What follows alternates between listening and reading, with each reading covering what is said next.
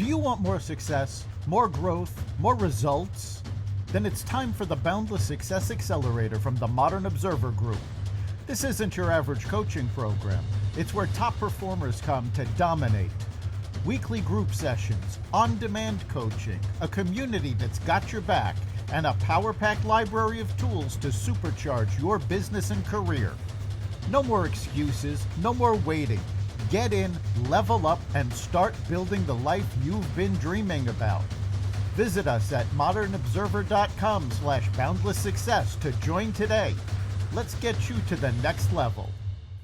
We're here because the news is being distorted.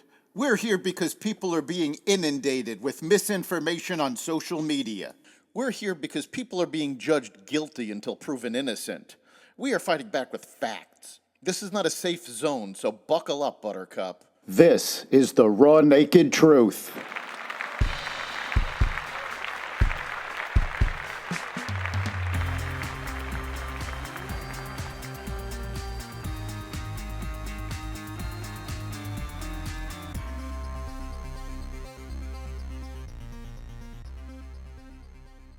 Tariffs postponed.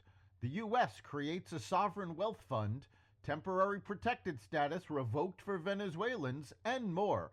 Welcome to the Raw Naked Truth. I'm your host, Eric Lopkin, and here's the news you need to know.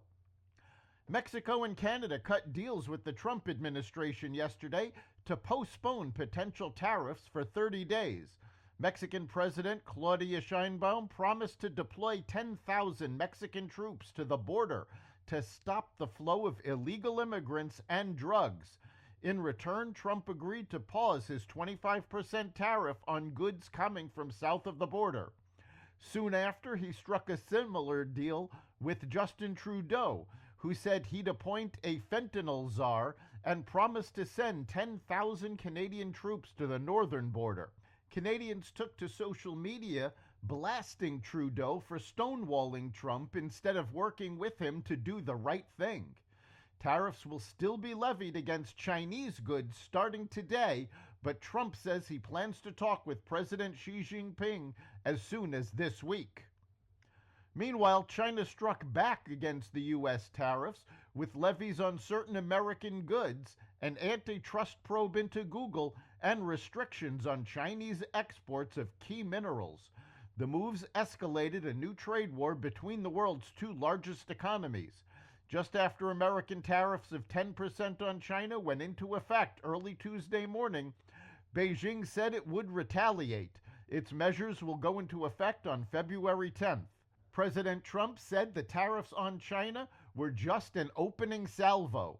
He added, "If we can't make a deal with China, then the tariffs would be very, very substantial." President Trump signed an executive order directing the Treasury and Commerce departments to create the nation's first ever sovereign wealth fund, something he hinted could be used to buy TikTok.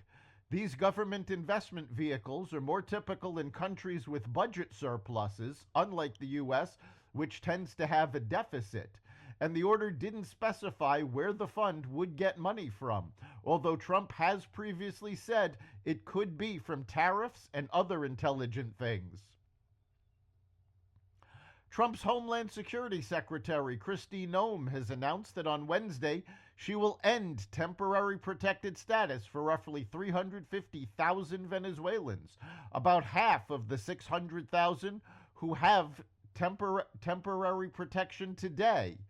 TPS shields foreign nationals from deportation to home countries that are deemed unsafe by the executive branch. The move hasn't been welcomed by everyone in Trump's party.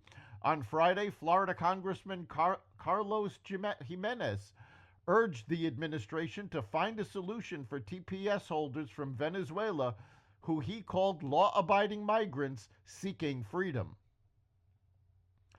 Treasury Secretary Scott Bessent was appointed the acting director of the Consumer Financial Protection Bureau after President Trump fired the head of the financial watchdog agency created in the wake of the 2008 crisis. Bessent got right to work implementing the latest signature Trump administration pause, telling the agency's staff to stop all work on enforcement, litigation, and new rules pending review. That's the Raw Naked Truth. You can catch every episode of the Raw Naked Truth at xvadio.com, the Apple Podcasts app, YouTube, Rumble, Spotify, iHeartRadio, Audible, Amazon Music, and other platforms that respect freedom of speech. We'll see you next time.